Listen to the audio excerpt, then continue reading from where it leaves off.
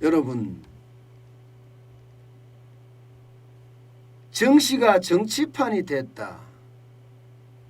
참 어떻게 생각하면 말도 안 되는 이야기예요. 그런데 그게 현실화됐습니다. 이번에는 공매도입니다. 공매도. 공매도라는 것은 간단히 이야기하면요, 주식을 빌려서 팔고 나중에 하락이 되면 사서 그 사람한테, 판 사람한테 준다는 이야기예요. 하락장에서는 굉장히 좋은 투자법입니다. 하락장에서는. 게다가 이게 공매도라는 게 장단점이 있거든요. 공매도라는 게 단점부터 먼저 이야기를 하면요, 이게 외국인이나 기관이 쉽게 말하면 뭐 전유물이라고 이야기해야 되나요? 외국인이나 기관들이 주로 활용하는 방법이에요. 시세 조정도 된다는 이야기. 왜냐하면 이게 하락장에 접어들면요, 이게 공매도라는 게 하락을 계속 유발시킬 수도 있어요. 그만큼 이 공매도라는 게 시장에서 어떻게 생각하면 단점으로 작용하고도 있습니다. 악용된다 이렇게. 그렇지만 주식이 너무 고평가됐다, 이럴 경우에 거품을 막아주는 수단이 되기도 합니다. 수단이 되기도. 그래서 공매도가 주식시장에서는 반드시 필요한 그런 제도 중에 하나예요. 필요한, 진짜 뭐 이게 시세 조정의 수단도 되고 또 악용도 되고 그렇기 때문에 이거 폐지해야 된다 이런 사람들도 있지만, 시장 전문가들의 대부분은 공매도는 폐지되면 안 된다 이런 얘기예요. 지금 이 도표에서 보시는 것처럼 공매도는 빌공이에요. 빌공짜예요. 없는 주식을 판다는 거예요. 나한테 주식을 보유하고 있지 않은데 빌려서 판다는 거예요. 100주 빌려서 내가 100만 원에 팔아. 어디서 빌려? 증권사에서 빌리면 돼요. 그래서 100만 원에 팔아요. 근데 이게 만약에 90만 원으로 떨어졌어. 90만 원으로. 그러면 내가 10만 원 차익을 얻어볼 수 있는 거. 근데 만약에 100만 원짜리가 10만 원으로 떨어졌으면 90만 원 차익이 되는 거예요. 이게 공매도입니다. 그런데 이 공매도가 말입니다. 이 공매도가 사실 코로나19가 엄청나게 내리치면서 지난해 3월에 증시가 너무 떨어지잖아요. 막 폭락 장세가 장난 아니었잖아요. 3월 19일 날이 1457.68인가요? 그렇게까지 떨어질 정도로 장난 아니었습니다. 그러니까 이거 더 떨어지면 안 되겠다. 하락장에는 공매도를 금지시키려고 하는 나라들도 많고 실제로도 많이 했습니다. 그래서 6개월 공매도 금지 조치 내렸습니다. 6개월. 3월 달에.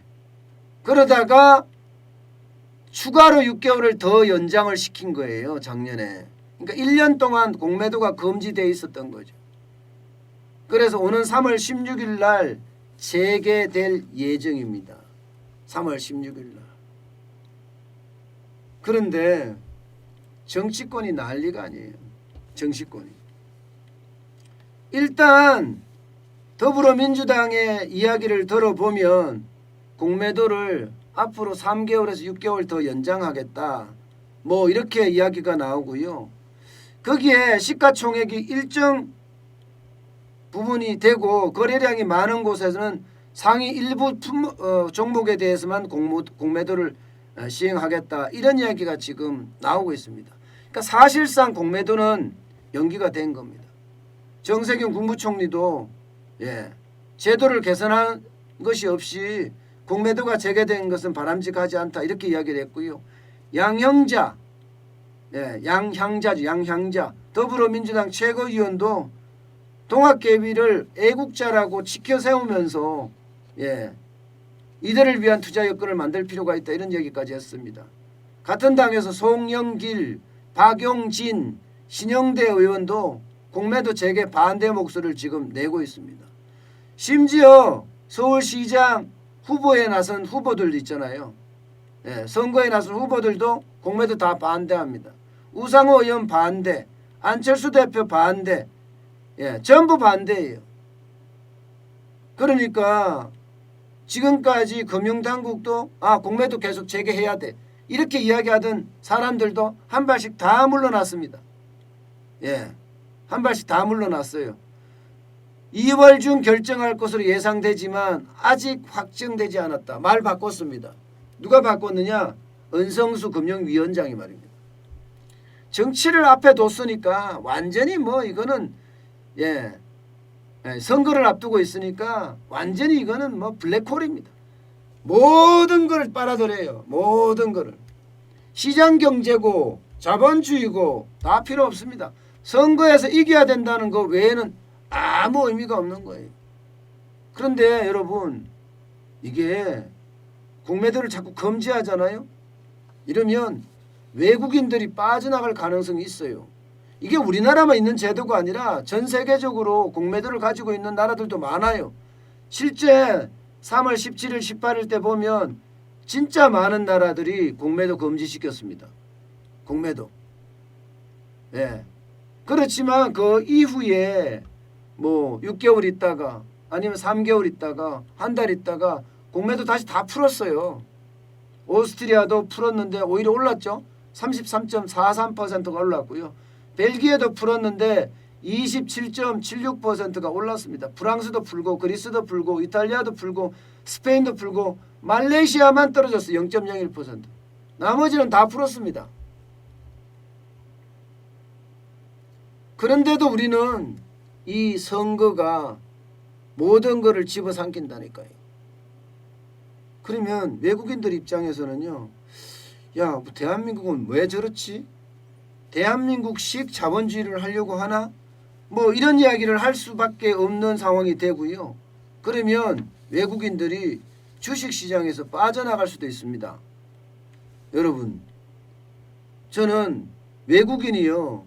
우리 주식시장에 투자한 돈을 보면 이거 빠져나가면 큰일 나겠다 이런 생각을 할 수밖에 없어요. 할 수밖에 없습니다. 여러분 보세요. 지금 시총이 GDP를 뛰어넘었죠. GDP를 많이 뛰어넘었습니다. 125% 정도 되니까 우리 GDP가 한 1918조, 1920조 되거든요. 그럼 한 시총은 한 2100조, 2200조 아마 이 정도 될 겁니다. 그중에 외국인들이 투자한 내용이요. 850조 정도 돼요. 850조. 엄청나게 많습니다. 실제로 차지하는 비중도 35%나 돼요. 외국인이 차지하는 비중이. 만약에 이들이 만약에 빠져나가면 어떻게 돼요? 외국인들이 중국 시장을 안 들어가는 이유가 있잖아요. 왜 중국 시장을 안 들어갑니까? 정부의 입맛대로 그냥 계속 바꿔버리니까 중국 시장에 들어가면 오히려 큰 코 다친다 생각해 중국 시장에 많이 안 들어갑니다. 한국 시장은 굉장히 열려있는 시장, 오픈 시장이라 생각하고 또 언제든지 주식을 투자할 수 있는 그런 보장이 돼 있다고 생각을 하니까 한국 시장에다 많이 투자를 한단 말입니다. 그런데 지금처럼 이렇게 선거를 가지고 자꾸 장난을 한다 이렇게 되면요 외국인들이 빠져나갈 수도 있어요. 그거 굉장히 위험합니다. 굉장히 위험합니다. 동학 개미만 가지고 주식시장이 굴러가리라고 생각을 하면 그것은 큰 착각이에요. 선거가 모든 걸 빨아먹는데 이게요 내년에 대통령 선거까지 가면 지금 과연 이게 시장 경제나 자본주의를 제대로 지켜낼런지 모르겠어요. 워낙 큰 주제들까지도 다 빨아먹으니까 말입니다. 그만큼 4월 7일 서울시장 선거, 부산시장 선거, 보궐선거는 우리에게는 치명타를 줄 수도 있어요. 대통령 선거도 저는 엄청 치명타를 줄 거라고 예상합니다. 아마 보궐선거인데도 이런데 대통령 선거만 얼마를 뿌리겠어요.